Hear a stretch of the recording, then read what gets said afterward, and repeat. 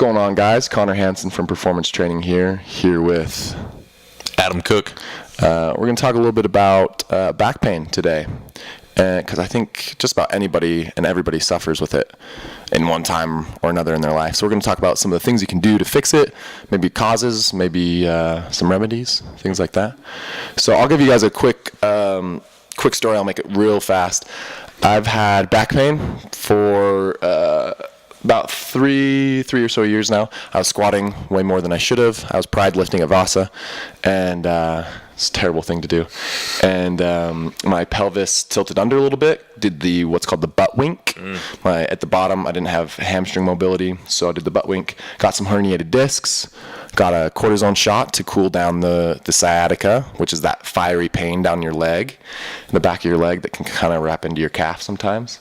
And got a infection from that shot. So I developed what's called osteomyelitis. It's a bone infection. It's pretty rare, except for in intravenous drug users, which I am not.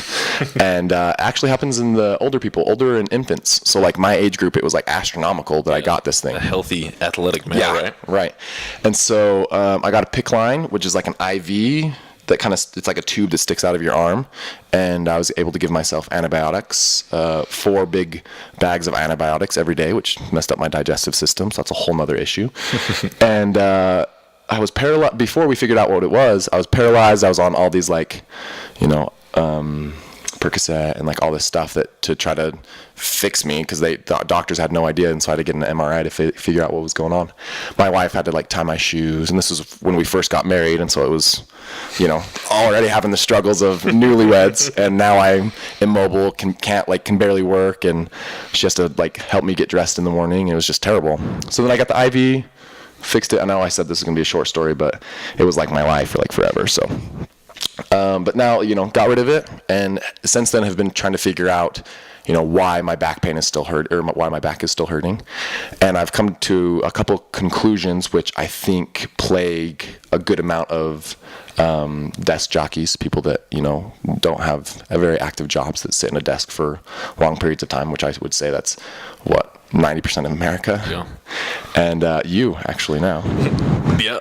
Guilty. You're guilty as charged. So part of it.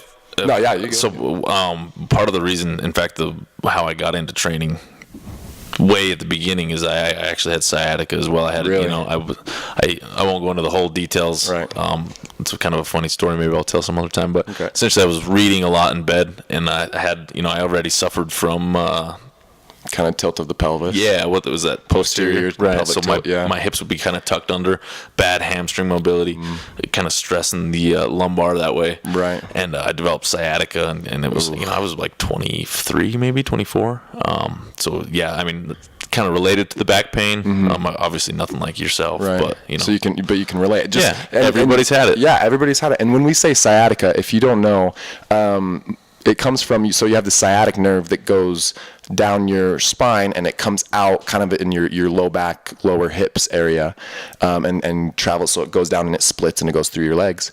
And you sounded like an old person when you were telling your story, right? You were laid up in bed. My wife's tying my shoes. I'm paralyzed. And I had it where when a storm would come in, I would feel that down my freaking leg, like an old person too. So yeah. And so what happens if that nerve, if that sciatic nerve gets pinched in any way, like, if there's inflammation, if your vertebrae are out of alignment or anything like that, it ggets pinched, it sends that fiery pain down either in your buttocks or your legs. Or There's actually a syndrome too. I don't know if you're familiar with sciatic syndrome, where the nerve goes through the piriformis muscle. If that muscle, you probably don't even have to have inflammation, but especially if it gets inflamed, that you'll have that pain all the time. And I think it affects 10% of the population. I think 10 or 15%. My father-in-law was one of those 10%, so you don't hear it about a lot, but they can fix it. But surgery and things like that. But but a way to help that sciatica is it comes from a pinched nerve or anything like that, or even if you have other types of back pain. I would say 9 times out of 10, back pain comes from muscle imbalances. And whenever I get a new client, I put them through a movement assessment to see what muscles are tight, what muscles are loose or underactive, and if they have back pain. And most of the time, I'd say 9 times out of 10, having back pain comes from an instability in your core, your glutes not firing the way that they should, your deep muscles in your core, your deep ab stabilizers, the transverse abdominis, the deep abdominal wall, your diaphragm, things like that aren't working properly, or they're shut off completely. And something that you remember, Elliot Hulse. We both subscribed to Elliot Hulse's old methods, I think, a little bit before he got into the newer gym.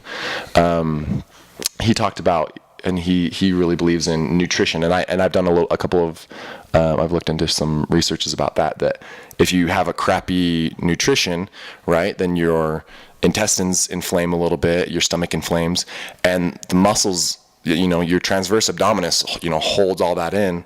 That's going to get inflamed as well. And so then it's going to turn off your deep abdominal stabilizers and some of those muscles that keep your spine where it should be. Right. And then weight can move it around and balance it. People out there will probably relate when you eat like a crappy meal and you think, I'm so full, I feel bloated, right? It could be that your colon is inflamed from this crappy food, and those muscles are shutting off, and you're actually not able to hold your guts in, essentially. As gross as that sounds, it's really common. Right. And so when the muscles of the core turn off and your glutes turn off, because we sit on them all day, right? When you foam roll, it tends to turn off those muscles, or it helps to relax them. But essentially you're foam rolling all day on your glutes because you're just sitting on them, putting pressure on them.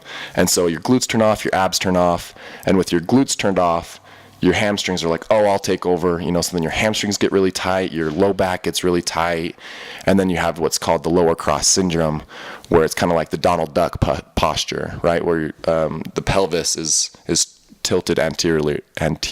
Right. So if you think of your hips as like a bowl, you're talking about a bowl full of water, that bowl's spilling forward. Right. Exactly. That's where I was one of the few people with the other way, right? Spilling out the back, so like a flat back. Yeah. Right. Having a flat back, or no bum, where the back just goes straight to calves. I had no bum. Right. Yeah.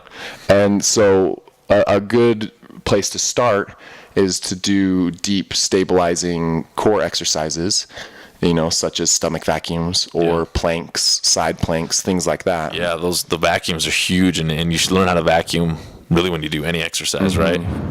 Every move can be a core move, especially if you're new to the gym, right? Build those deep muscles up.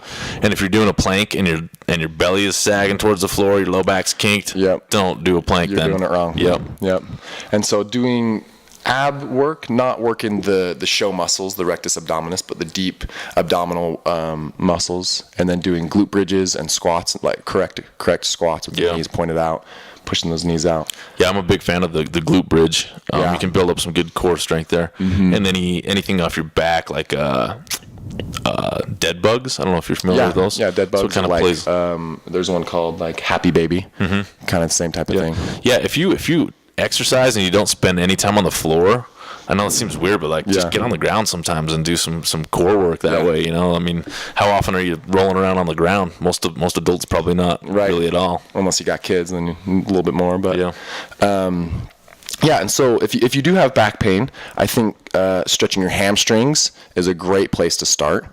But don't do it in a way that's going to crank your back at all. So stretching your hamstrings, stretching what's called the psoas, and doing like the couch stretch or the lunge stretch. You can find all these online. But. So hamstrings, like an L-sit would be what to maybe Google, and then the couch stretch, like you said. L-sit or the couch stretch or psoas stretch. Psoas is with a P. P-S-O-A-S. Yep. S-O-A-S. Psoas. Yeah, I got you. Psoas. Yeah, psoas.